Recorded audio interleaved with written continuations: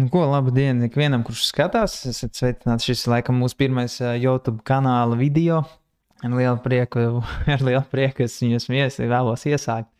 Nenoliekšu, ka ir neliels kaut kāds satraukums vai vēl nezinu, kas tur galvā, bet tam īsti nav nozīmes patreiz. Tā kā labi, ķersimies pie galvenās domas, kāpēc esmu šeit, ko es vēlos padalīties, ko es vēlos pastāstīt. Būtībā ir šajā video es gribu apskatīt tieši day trader ikdienu, ja kā es varbūt meklēju, kā day traderis patreiz darījumus uz mazākiem timefrēmiem.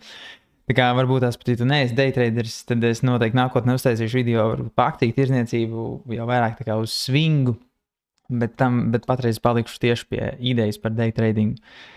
Tā kā šī ir ļoti forša diena, ja 13. piekdiena, veiksmīga diena ikvienam, kurš piedalās, kurš performē. Un jā, īstenībā es tieši izlēmu jāuztais kāds video, un es atveru eiro, dolāru, un tur ir brīnišķīgs patērns, kurus man patīk iztirgot, un kuriem es arī vācu datubāzi. Arī šis noteikti ieies arhīvā kā ļoti labs 5 zvaigžņu piemērs. Ar 5 zvaigžņu piemēriem tieši, ko es tirgoju, 2-3 vārdos, ir ļoti vienkāršas breakout struktūras, vai tas ir 3 stūris, vai tas ir karoks, vai tas ir sauc kā gribi. Galvenais, lai būtu diezgan tight range un lai redzams momentums. Jo momentums ir būtībā tas, kur viss notiek ātri un uzreiz, un ir diezgan aktīvi un viegli arī iekāpt, izkāpt, un tur parasti nekad nav nekādas problēmas ar to. Problēmas vienmēr visur var atrast, bet jā, es pats vairāk varētu saukt par tādu momentum traderi, jo pieņemsim, ja mēs skatāmies, kāpēc momentumam ir tik liela nozīme, jo, ja mēs pastamies uz šo, ko es iezīmēju, nav īsti iespējams, manuprāt, iztirgot ļoti veiksmīgi uz augšu un uz leju, un vai arī stāvēt nenormāli ilgi un gaidīt, ka cena salūzīs. Tā vietā, ja mēs varam vienkārši iekāpt tieši pie breakout un piedalīties uz mums vēlamo virzienu. Tā kā tā idejiski, varbūt jau pa daudz aizrunājos, tomēr pirmais video, tomēr arī mācos filmēt, ierakstīt. Tā kā, jā, man ieejas vieta ir šeit. Ir ļoti vienkārši cena uztais mazu ralliju Eiropas sesijas sākumā. Būtībā viņi jau izlauzās no šejienes, ja mēs tā ļoti strukturēti skatāmies un atskrien līdz kaut kādai konkrētai vietai. Par to, kāpēc līdz turienai to varbūt citai reizē atstāšu, bet jā, cena izveido ļoti vieglu, ļoti šauru tādu paterni, kuru var iztirgot. Jo bieži vien cilvēki varbūt tās tur sauc sev par breakout traderiem, un viņš vienkārši brutāli meklē vismazākos breakouts, varbūt kaut kāds breakouts šeit, ja. Varbūt viņš meklē kaut kādus breakouts kaut kur šitien te kaut kādā stagnējošā tirgu, bet, manuprāt, breakout ideja ir vienmēr ķert momentumu, jo breakouts jau pats par sevi ir tas brīdis, ka kaut kas berzējās tik ilgi, kamēr notiek sprādziens. Jā, tas ir tas, ko es arī meklēju. Un tas parasti ir cevišķi tādiem tirgus dalībniekiem, kuriem ir grūtāk ar pacietību, kaut arī, tas tā, es aizzinājos. Tad paliksim pie tēmas.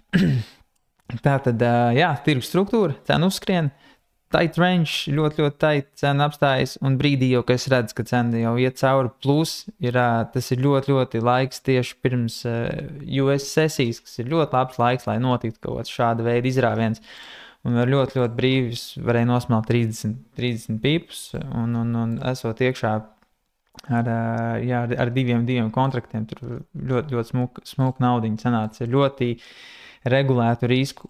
Kāpēc man patīk šāda veida breakouti, it sevišķi ar šo šauro range, beigās tieši pirms breakouti, pēc ka mēs vienmēr varam izmērīt, cik daudz vajadzētu riskēt, ja, kurā brīdī struktūra var sevi neizpilda, un tad tas vienkārši iedod ļoti labu riska-revārda attiecību. Ja, šajā gadījumā ir 1/4, un ja ķer tīri momentumu, tad vienkārši var aizvērt 3., 4. svecē. 20 minūtēs ļoti foršs darījums. Vispārējais laiks, protams, bija pacietība. Ja? Viss šis range ir pacietība mūsu. Tā kā tas par to. To, kā es treidoju, varbūt tās day trading darījumus, kā es viņus atrodu, kurus viņus meklēju. Un, jā, bet, ja gadījumā notiek tāda lieta, ka, hei, es tur atveru grafikus, atveru čārtus un ieslēdzu tur vienkārši un neko nesaprotu. Pilnīgi normāla situācija, un tur varētu sākt likties, tur, hei, kā lai es atrodu tur kaut kādu breakout, kur man te kaut kas tur jāvelk un tā tālāk. Tas metodas ir dažādas. Es šodien padalīšos vairāk ar tādu, ar ko es galvenokārt darbojos. Un tā vienmēr būs zoom out, ja, jeb metamies vienmēr timeframe lielāk un skatāmies, kur atrodas cena, lai mēs varētu skatīties, ko no viņas par reāli varētu sagaidīt. Jeb šajā gadījumā es skatos, ja piemēram jūs sāk tur 1 minūtes, tad ir milzīgs kokteils, varbūt kādā brīdī liekas, vai nav īsti skaidrs, vai šis breakouts ir īsts breakouts vai nav. Un tā tālāk, tad vienmēr var vienkārši atkāpties 15 minūtēm. Jā, arī, ja te nerodas skaidrība, vienmēr var atkāpties uz stundu. Arī, ja te nerodas skaidrība, vienmēr ir 4 stundas. Un tā kāpt uz apakaļ tik ilgi, kamēr mēs saprotam, ok, es tagad saprotu, cena ir uznākusi, mēs esam tādā kā konsolidācijas periodā, plus šeit ir milzīga forša cena, ko sauc par 100 000, kas ir diezgan nozīmīgs brīdis, par ko runājuši cilvēki jau tur gadiem. Par to, ka tas varētu notikt, viņš beigās notiek, tad mēs redzam kaut kādus milzīgākus profit takings, kur cilvēki uzskata, ka, hei, šis ir tas brīdis, es gribu izstāties. Un, jā, to mēs varam secināt vienkārši paskatoties jau uz lielāku timeframe. Varbūt tās, ja mēs skatāmies uz daily, tad jau varētu redzēt, kurā brīdī atrodas, pat par spīti tam, ka cena ir šādā foršā vietā, mēs tāpat redzam kādu uptrendu, viņš joprojām ir. Tā kā jebkas uz augšu būs ļoti, es teiktu tā, jebkurš darījums uz augšu pie normālas zonas būs ar lielāku varbūtību nekā uz leju patreiz tā izstās. Jā, varbūt tās pēc 5 dienām viss būs savādāk. Tam patreiz nav nekādas nozīmes. Vienmēr sakot, esam nonākuši līdz daily, un uz daily es vienmēr skatos kaut kādas zonas. Jā, šī brīdī šī var būt kā zona. Ja, bet, protams, tas ir tā ļoti abstrakti. Visideālāk, protams, skatīties uz šādu vietu. Šī bija zona. Cena atnāca, kad cena atgriezās apkaļ, šeit ir zona. Un tad, ja mēs jau ejam dziļāk konkrēti šajā vietā, iekšā apskatīsimies, kā izskatās uz 4 stundām. Uz 4 stundām var redzēt, ka cena smuki nāk dziļāk zonā, pirmais pieskāriens, otrais, un šī brīdī es jau sāku skatīties, varbūt tās vai neveidojas kaut kāds intraday breakouts brīdī, kad cena ir sasniegusi manis izvēlēto lielāku timeframe zonu, un tad arī es varu skatīties kaut kādas iespējas piedalīties. Jā, līdz pat brīdim, kamēr es jau esmu līdz minūtēm. Un, protams, nevienmēr izveidojas kaut kāda racionāla ieeja vai loģika, vai kur ir arī fakeouts bijis, jā, kas arī ir bijis reāla vieta. Protams, tas ir 6 vakarā. Nav izcilākais brīdis, bet viss ir iespējams. Arī par neizcilējiem brīžiem breakout tradingā noteikti vēlos pieminēt, uz ko es parasti skatos, ir sesijas sākumi, un citiem patīk ir sesijas beigas, bet tieši izcilam breakoutam būs sesijas sākums vai 1 stunda vai stunda pirms sesijas, kas ir respektīvi 9-10 no rīta, kad ir Eiropa, un pēc tam nāk no 3 līdz 5. Tās 2 stundas ir tas brīdis, kad tas ir tas tā kā loks, kurā brīdī visforšākie, vissmukākie breakouti parasti nostrādā, ka tirgu ir visvairāk nauda. Bet, ja mēs nosakām savu zonu šeit lejā, šis ir tas brīdis, kur cenai vajadzētu izveidot kaut kādu pretestību uz lielākiem timeframiem, tad mums vienkārši vajadzētu saprast, hei, kā es varu piedalīties. Ja? Un, ja neizveidojas nekas tāds ļoti zema riska, ļoti patīkams, nekāds patīkams ieejas vietas pašā apakšā, tad vienmēr var nogaidīt pirmās dienas grūdienu un apskatīties jau varbūt nākamajā dienā. Kad īstenībā, ja mēs tagad tā skatāmies uz šo pusi, šeit bija ļoti, ļoti īstenībā arī zema riska ieeja, ja, kas ir, uzzīmēsim kā darījumi, pastīsimies, viņi reāli, diemžēl, ja jūs nedzīvojat aizemē, protams, neskaties no turienes šo video, tad varbūt tās viņā bija grūtāk piedalīties, bet jā, arī kur Eiropas sesijā arī mums iedeva iespēju. Ja Eiropas sesijā, ja mēs skatāmies pret zonu, jeb kā es redzu zonas, par to vesels video ir jātaisa apmācību programma, Bet, jā, ja mēs skatāmies otrās dienas iespēju, kā piedalīties šāda tipa darījumā, labi, esmu par dziļu jau aizgājis. Man ir tāda sajūta. Bet labi, lai iet, es nobeigšu šo savu domu ar šo pēdējo darījumu. Kā es vienkārši lokēju vietas, un kur var piedalīties, kur nē.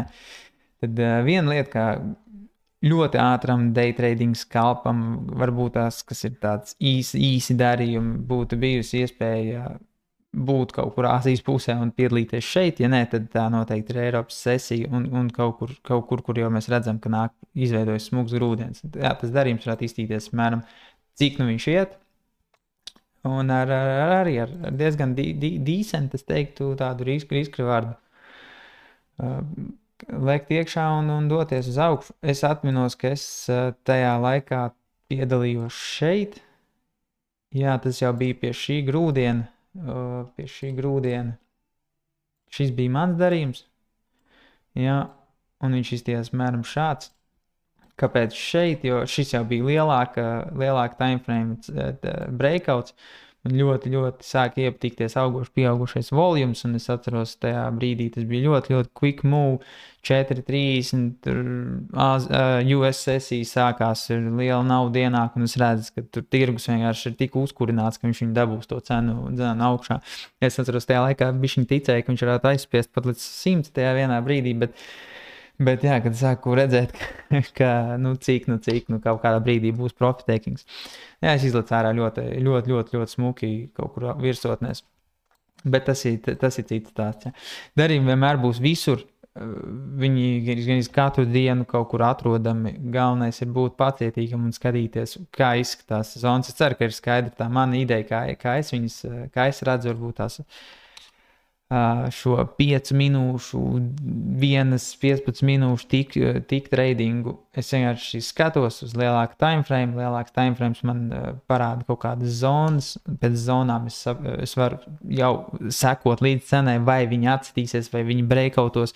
Ja tajā pašā brīdī, ja šajā pašā vietā es redzētu, ka, hei, cena neatlec, ja, nenāk iekšā nauda, vai es redzu, ka viņi pat stumj cauri, tad ir skaidrs, ka tur ir jānogaida, un visdrīzākais, ka ja cena būtu izgājusi cauri šim te manis iezīmētajam, ja, kvadrātam vai zonai, tad visdrīzākais mēs varētu sagaidīt turpmāk kritumu, jo cilvēki vienkārši nenoticētu, bet jā, tā ticība bija tik neticami stipra, ka ļoti smuks atsitiens un uzpēra uz augšu. Tā kā tas būs vairāk par to, kā es varbūt skatos uz tirgu un struktūrām un kā varbūt tās atrast precīzākās ar augstāko ieejas iespējas, varbūtību. Tā kā jā, tas par to atpakaļ pie eiro. Daytradingam, jā, vēl viena lieta daytradingam vienmēr ir savākt to, kas pieder tev, respektīvi, hei, bet kā tu varēji lokeitot tur, kurā vietā izlekt ārā un tā tālāk, vienmēr riskrevards palīdzēs. Ja jūs daytradojat vai skalpojat, nekad nedrīkst scalp trade pārvērst svingā, tas swing darījums būs ar mazu izdošanās varbūtību, cevišķi vēl valūtu tirgu, varbūt tās kripto vai indeksos, kur tendence ir virzīties tomēr uz augšu. Tur var kaut kā noķert, bet es vienmēr rekomendēju sāc, tad arī pabeidz. Ja? Šī gadījumā viens variants ir izkrivārts, savākt savu 1/4, 1/5, mēģināt izžmiegt. Bet otrs variants vienmēr ir paņemt kaut kādus iepriekšējos izrāvienu vietu apakšus līdz pat mūsu augšai, un tad tieši to pašu nogriezni no mūsu breakout līdz augšai. Nevienmēr tas nostrādās, bet var nostrādāt. Vēl variants vienmēr skatīties kaut kāds maksimums. Šeit ir bijuši kaut kādi iepriekšējie maksimumi, tas arī var nostrādāt. Jo viss, ko mēs te redzam, ir vienkārši cilvēku darbības, kurien viņi tic, uz kurien jāvirzas tirgumu. Tā kā nav nekādas raķešu zinātnes šausmīgi. Jā, tā. Tā kā, jā, bet tā ikdienā varot vajā grafikus, skatoties mazos timeframes, tur var apjukt ļoti ātri, tāpēc ir svarīgi vienmēr zoom out, vismaz no manas perspektīvas, kā es redzu, jo, ja jūs sapratīsiet, kur atrodas cena tādā lielākā lielākā laika nogrieznī, vai viņi atrodas rangeā. Ļoti, ļoti labs piemērs bija vakar,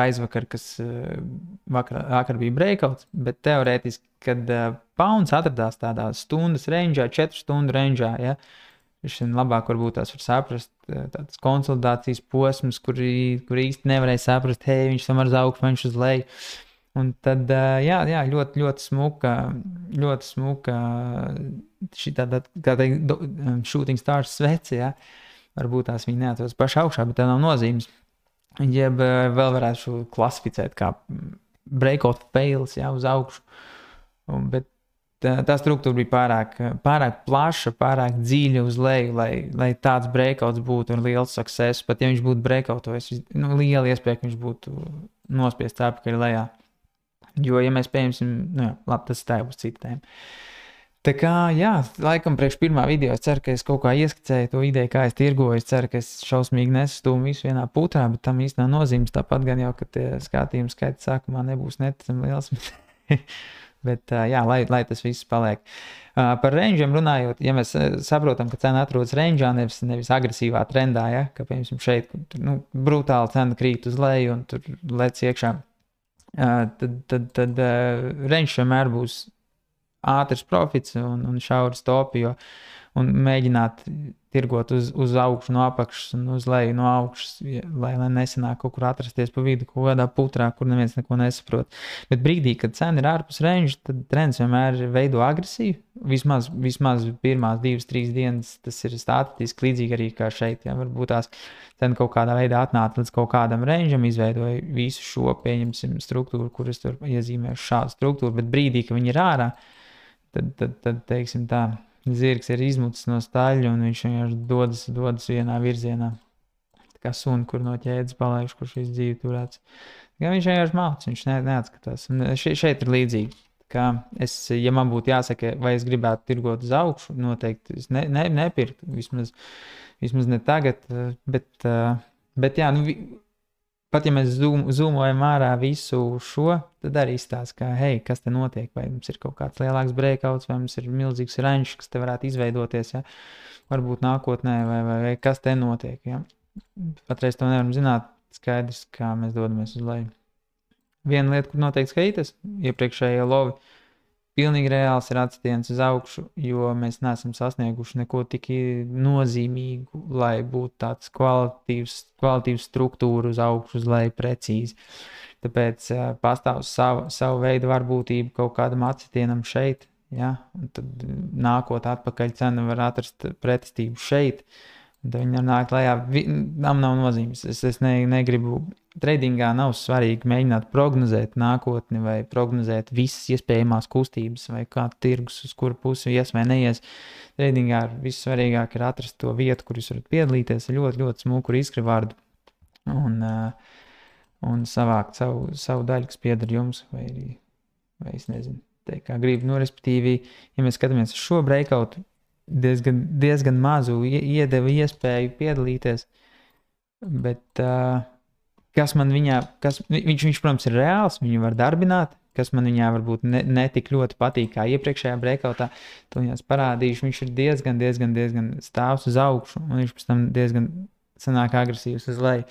Tas parasti vienkārši iedod vienu klasi zemāk, varbūt tās bišķiņ mazāks risks, bet tāpat tās var mēģināt startēt, tāpat var mēģināt piedalīties, un nekad mēs nevaram zināt, vai viņš atstrādāsies perfekti vai neatstrādāsies.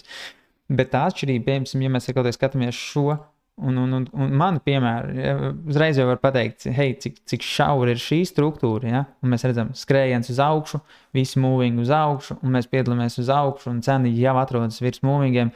Ir ļoti daudz tādu pozitīvu iezīmi, kas man vienkārši pateikt, ka, hei, cena turpinās. Ja? Es nesaku, ka viņi turpināsies 5 dienas, jo redz, ka mēs redzam, ka viņi ir atkal lejā, bet šī smalkā struktūra iedod lielāku pārliecību nekā, ka mēs redzam, skatoties uz poundu, ja, šo breakout struktūru, kur vienkārši ir masīvi.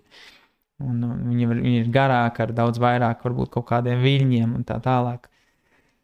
Es līdz ar to arī iedod iespēju cenai kaut kur veidot kaut kādas atsitienas un neveidot tik vienveidīgu dropu vai vēl kaut kā, bet to nekad nevar zināt. Jā, šo arī var droši tirgot. Tas ir pilnīgi ok, jo globālā trendā viņš ir pa mums, jā, tā teikt, vējš pūš burās šim darījumam. Un, nu jā, šeit runājot, es viņu bišķiņu esmu palaidis garām, bet tam nav patreiz nekādas nozīmes. Tā kā jā, es ceru, ka pirmais video ir nice. Es ceru, ka radās kaut kāds mikroskopisks ieskats tajā, kā es varbūt skatos uz tirgiem. Un es vienmēr arī mēģinu iet cauri, par cik es galvenokārt esmu izaudzis Forex tirgu, treidojot, tad arī futures, es te treidoju tieši visas valūtas. Jā, es arī šādi, tad, ja ir smuks breakouts vai smuks struktūra, arī kripto ir ok. Sekoju līdzi indeksiem, bet man kaut kā neesmu viņos tik daudz laika pavadījis. Zelta citreiz varbūt tās ir smuks struktūra. Man īstenībā, ja man ir ļoti smuks struktūra, man ir vienalga, ko treidot. Es varu darboties jebkurā instrumentā, jebkurā laika nogrieznī un tā tālāk. Tā kā, jā, šis ir video tieši par day trading uz zemākiem timeframiem, kā redzēt, kur piedalīties, kur nepiedalīties. Un ir vēl daudz dažādas nianses par breakoutiem, kurus varētu apgūt un mācīties, bet tas lai paliek citai reizei. Tādāk būs viss baigi daudz vienā. Tā, lai visiem veicās, es ceru, ka izdevās kaut ko paņemt. Ja kas droši rakstat, metat kaut ko komentāros, es nesolu neko, bet jā, man patīk dalīties. Tradings ir citreiz nedaudz tāds vienmuļš un ekstravertākiem cilvēkiem parasti nepatīk tik ilgi būt klusēt, tāpēc jā, ņemat visu, ko varat paņemt no manis un tiekamies jau nākamajā video. Čau!